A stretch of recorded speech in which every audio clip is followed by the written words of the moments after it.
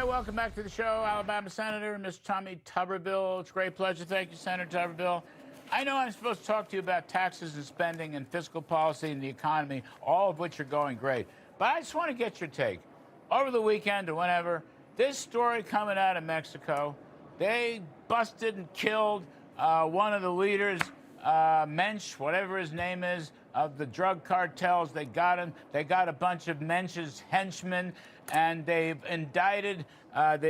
We brought in 92 people involved in these drug cartels and sex and addiction and young women and all the rest of it.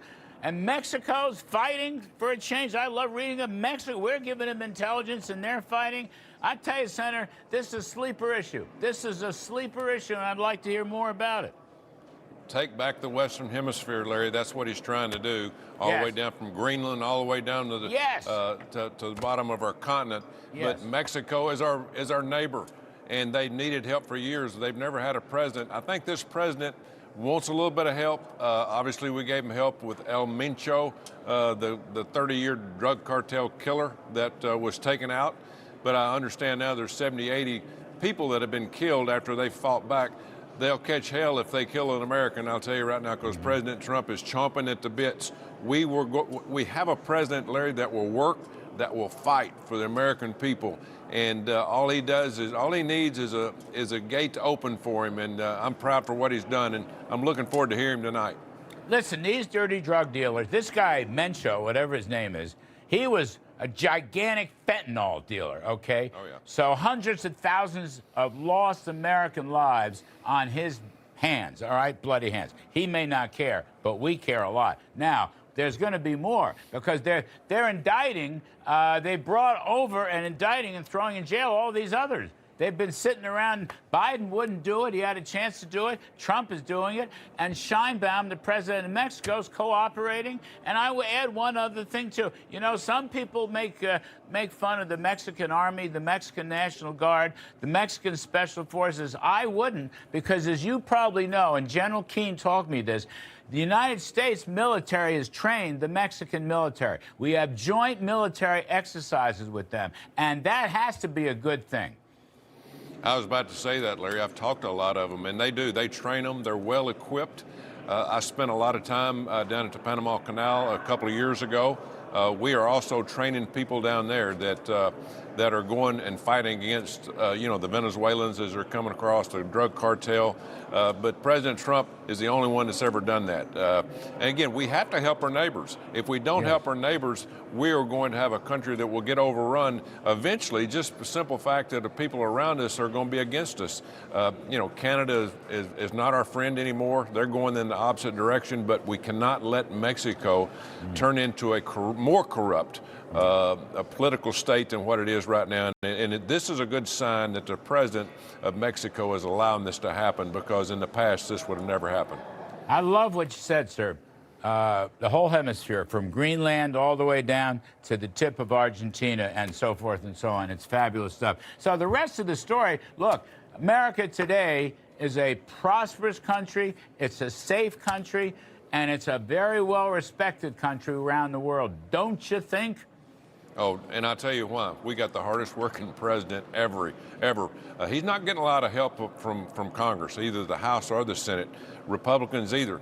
We've done a little bit here. We should have done another reconciliation on health care before the first of the year. We didn't do it for some reason. We have another one we can do. All it takes is a little bit of work, but President Trump sleeps about 2 hours a day. He's bound and determined not to just take care of the people, the taxpayers here, but as I said, the rest of the hemisphere. What he did down in Venezuela was outstanding. What he's trying to do in Greenland with the Golden Dome, all the things he's put together, he's doing himself. Only thing we do is we do nominations, which we did break the rules, so we do tranches of nominations to get them out because the Democrats were stalling and playing four corners basketball. And we did do the one big beautiful bill, or the working tax cut bill. But other than that, we haven't done a whole lot for the president. We need to get off our butts and go back to work and get this Save America Act done after tonight, because I tell you, he's going to rail on us tonight. Right. Save America Act is so important. ID cards, photo ID cards to vote, proof of citizenship, and also why not a skinny reconciliation bill? to deal with the DHS. I mean, how stupid is it? The ICE has been funded anyway, and I know Chuck Schumer wants to reopen the borders and end ICE, but he's not going to win that battle. But meanwhile, you got, what do you got? 25 inches of snow in the Northeast. They're going to need some help, but you're not funding FEMA. The TSA was going out. We were traveling in the airports. TSA was nowhere to be found in some of the premium areas. So what? Who are they helping by stopping this, Mr. Schumer? Exactly. Why not use a skinny reconciliation bill and get through this? 100%, Larry. We should be doing that. We should be thinking about it. We should be planning for the next one also. But you know, when my first 2 years up here, they had the House, the Senate, and the White House. Joe Biden did 2 reconciliation bills. We spent trillions of dollars we should have never spent, but at least they were working. They were trying. We're not even trying. We're not helping the president. It seems like we're sitting back and letting the president of the United States, Donald Trump, do all the work when we're not giving him support. I know we got rhinos over here and people don't believe in Donald Trump, but we need to get off our butt and go back to work and understand the American people deserve, after 77 million people voted for him. They didn't vote for Republicans, they voted for Donald Trump. And so we better start understanding that, or next November, we'll pay the price. Senator, are you still running for governor of Alabama? Yes, sir, I'm running, I'm gonna win, but my heart's also gonna be up here, Larry. You're going to win, and I'm going to miss you. What am I going to do if you're down as governor of Alabama? I need you in the Senate. Well, I'll be stirring up problems down there too, Larry.